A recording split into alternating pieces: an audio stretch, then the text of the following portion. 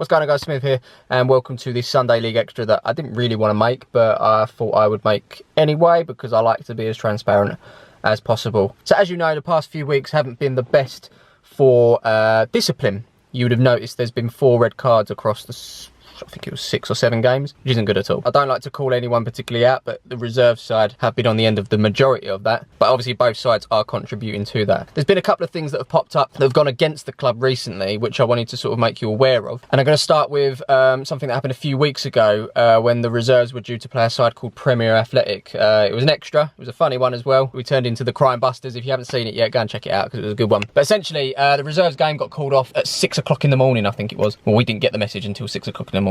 Long story short, I was due to be with them that day. Instead, I went to the first team's game. We were told that the game was called off because of potholes and a waterlogged pitch. But while we were at the first team game, it just so happened that the pitch that was called off wasn't too far away from the ground that we were playing at. So at half time we went on over, and it turns out that the whole place was being used, football from all ages using the ground. So we found that very hard to believe. We made contact with the Pegasus club, which was in charge of that particular ground, and we asked them, was any games called off? We wanted to speak to the groundsman as well. He called me and he was livid. In his words, the team had called it off and not him. And he said the reason he was mad was because his boss was going to be very upset because that particular club earned their money from obviously the profits where the lads come in on a Sunday, drink, eat the food and stuff. So they lost out on 2 teams potentially, using their services. We got it in writing from Pegasus Club to say, look, we didn't call the game off, at which point we passed this on to the league, and the league then dealt with it accordingly. And that was it, until we got an email back from the league to say that despite, the evidence on video to show that the ground was playable,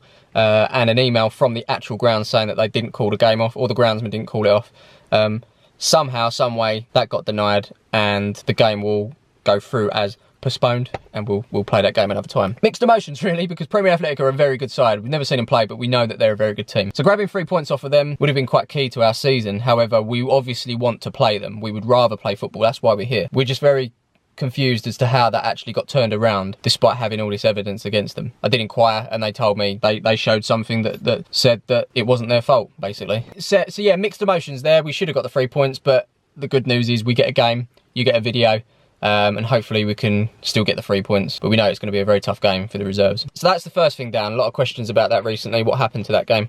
There you go. Number 2, you might remember on the first game of the season for the reserves, Smiv did a very late challenge. It wasn't the best, and it wasn't something that we as a club were particularly proud of, but like I say, we don't really take anything out of the edits, and we show as much as we possibly can. And I guess that's kind of been our downfall recently, because people are getting a little bit pissed off with the fact that all that seems to be happening is handbags all over the field. Just a general lack of discipline, and Smiv's tackle was no different. It was through frustration. He's apologised for it, and he went on to serve his 3-game ban. During that 3-game ban though, he actually came over to watch a certain game in the Essex Cup, and unfortunately he got himself in trouble there. Not that we knew when the video went out, but it turns out that he was saying some nasty things to the ref. I won't repeat the words. Long story short, it wasn't the best, and the referee then reported it. Now Smiv unfortunately has got a bit of a track record with disagreeing with officials, and because of that, and now this on top of it, he's got a very, very long ban to serve. So it's not just 3 games, because he's served that now. Unfortunately, Smiv will not be playing for the club for 112 days, which sees us through to, I think it's like mid-March 2019. So he's really let himself down there.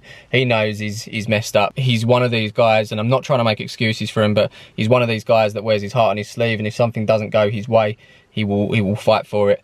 And in this situation, he felt, I don't know, I think there was a couple of decisions within that game. Not that he was playing, but he felt the need to let the ref know. And he let the ref know in his own individual way, let's say, and it didn't go down well. So that's Smiv banned, which is a massive blow because he's a really good player, but there's that side of his game which has really sort of let him down and let the side down in the long run. Good news for Kev is we've got a big squad, and hopefully we can sort of get by until we can return. So the first 2 have been around the reserve so far, and obviously the first one wasn't really disciplined. Touching on from Smiv's bad tackle, there's been a couple of more red cards. I mean, Dan had a red card in that Belfry game, which I've just mentioned. I don't blame Dan particularly for that red card. I thought it was quite a harsh one. Player dragged him down. He felt his socket sort of being really yanked. He felt it was a little bit of a dirty challenge and he wanted to let that man know. In hindsight, yeah, you can't really retaliate like that, and obviously his retaliation has caused a massive spark between two teams, really. But I just want to let you know that they shook hands. They said, look, it's football, and that's what it's about, to be honest. You play with a bit of passion on the field, and yeah, things happen, things can boil over, but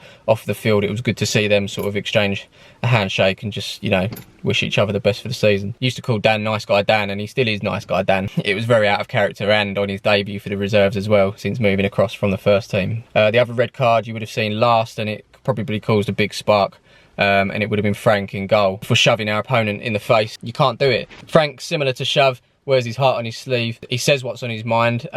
He's still very young. I guess that's something that maybe I need to sit down with him and have a chat with and say, look, you can't do those things. I think as a goalkeeper, you've got to be very commanding, and Frank is that at times, but I think sometimes he does overstep the line, and in this case he certainly did. I haven't had a proper conversation with Frank, but I did overhear that the player said something personal about Frank's family, which I get, it's not nice, but in doing so he's retaliated in the wrong way. Frank unfortunately let himself down and he let the team down.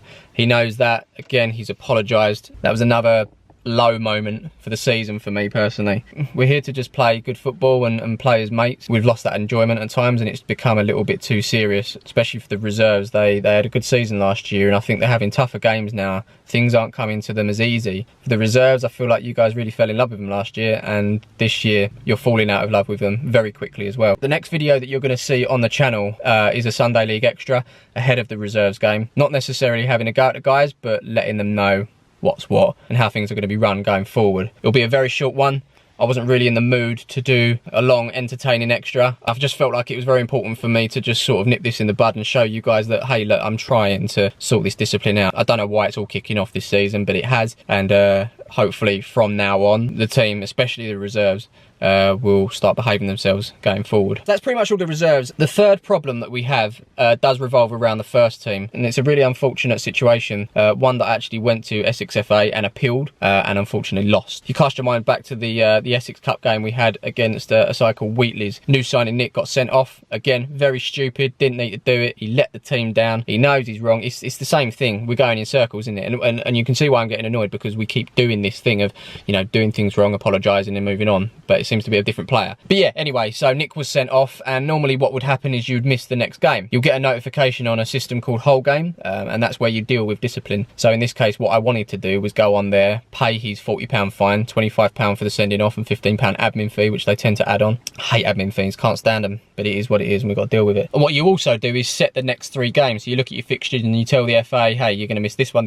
and this one on these dates. It got to the Friday after he got sent off, and there was still nothing on the system. So I called up Essex FA to explain the situation. Nick had been sent off. I want to pay his fine. I want to set the next 3 games. Can you help me? And basically their words were, well, he's not on the system as suspended, so we can't do anything. To which I replied, if he's not suspended, can we play him this Sunday? So she went away and she come back and she went, listen, he's not suspended on our system, so as far as we're concerned, he's not suspended. So I said, can he play? And she said yes. So that was the green light for me. I'll be honest, it didn't sit right with me, but we were short of defenders that weekend, so we played him against Mossops. It was a hard-fought win. Nick actually scored as well. It wasn't until 2 weeks later when the video went out, I actually mentioned in the video, it's time to find out a starting lineup. Here we go. In goal today, we've got a Garen, then it's a back 3 of Nick, who should be banned, but his red card hasn't gone through yet, so we're able to play him, and his 3-game ban will start after this game. And then following that, we got a misconduct charge to say that we played a suspended player. Now, the thing that really gets me is, A, we were given the advice that he could play, and B, the fine came through late. So what they did is they backdated the game that he should have been banned for. But that was too late because we already played him under the advice of the FA. When we got the misconduct through, they just said, look, he should have missed this game. And they used our own video against us as evidence, to which I requested a personal hearing, which means you have to go down to the FA, sit down in front of a panel and explain the situation. 9 times out of 10, you'll lose. We won one once, and I called them out on their processes and the technology behind things that they do, and luckily we won that day. But this time's different. This is essentially, we're playing a suspended player. We've got to convince them that we're not in the wrong. So I did. I tried my best, but they didn't really want to listen. I mean, within 2 minutes of me sitting down, one of the guys said, listen, you know where this is going, don't you? As if to say, no matter what you say, we're going to make sure that you don't win this. Which is really harsh, to be honest, because I had to take time out of my evening. I'm busy. I had to go all the way to Chelmsford. You had to pay £90 to appeal as well, so we're out of pocket. And then on top of that, we had to pay if we lost as well. So essentially this total thing was 120 quid, and Nick's got another 3-game ban. What's more annoying is despite having all of this against them, the fine coming through late and then backdating it, using our own video as evidence against us. I explained, like, come on, look, you might have these rules on bits of paper, but please understand that we're not a team that are going to try and play ringers. We're not going to try and beat the system, as a lot of Sunday League sides do. We're open, we're honest with our dialogue, and that was the situation. Even if we wanted to do those things, we can't get away with those things. And I just said to them, I said, look at it from my point of view. Would we really do that? And they basically just said, look, rules are rules. You played a suspended player. They didn't care about getting given the advice. We couldn't prove it because the call wasn't recorded, and that's something I called them out on. Are your calls recorded? Because if they were, you'd be able to hear the advice that we got. No, of course they're not recorded. I've also asked for them to have regular training, and I think they took offence to that as well. And they also said at the time, in their opinion, they don't think a member of staff at Essex FA would have given that advice out. So basically calling me a liar. We had a good thing with Essex FA. They kind of celebrated what we do. I think this time they've just lacked a little bit of common sense. If they'd have just looked at the things I've written down on the paper and just seen that, would we really have done this to try and gain an advantage? They didn't care. They were like, look, you've done it. Despite the advice we got, despite them being very, very late as well. The fine came through late, and then 2 weeks later they're using our own video against us as evidence. I tried calling them out on their whole technology side of things, because we openly put that Nick Hope had played. They actually suspended him a day after the game was played, and we put on the system that he'd played. They didn't pick it up there. It took our video for them to realise that he was playing. And that's why we've got this. I wouldn't mind betting if we didn't film the game, we would have got away with it. And to say got away with it is the wrong thing, because we're not looking to get away with anything. We were just genuinely playing him because we had that advice. So that information is going to get passed on to our league, and the league will deal with it. I don't know what's going to happen. Normally in that situation, the points will be given to our opponents, which is really annoying. We're going to really try and win some silverware this year. And if at the end of the season and we don't get our way and we actually lose it by 3 points, I'd be gutted. Really, really gutted. So that is the situation. Title was called We Are in Trouble, and we have been in trouble, and I'm going to do my absolute best to clean up our act. I think that's pretty much all I've got to say. If you're not subscribed to this channel, you've actually just come across us on this video. It's not normally like this, I promise you, but this is just me, like I say, being open and honest with you guys. We've taken a real bashing from quite a few people recently, and I just want you to understand that we're not a bad team, we're not bad guys. And one thing I would say is, anyone that's been commenting saying that so-and-so is not good enough to play, or this player's put on too much weight and he shouldn't be playing, or he's crap. I'm not saying refrain from that. You can say what you want, but at the end of the day, just understand that the #1 priority for any player on this team, they work, they have priorities, they have families to look after. This is essentially a way of them getting out once a week, having a kickabout, and enjoying themselves. And a lot of the time it's not meant to be serious either. So if you're looking for that team that are serious, they train, they talk about tactics and formations and progressing and all that stuff, we're not for you. We're Palmer's FC. We're a bunch of mates that play on a Sunday together. We're certainly not perfect, and I wouldn't have it any other way. So anyway, I just want to say thank you for listening, and I will catch you in the next one.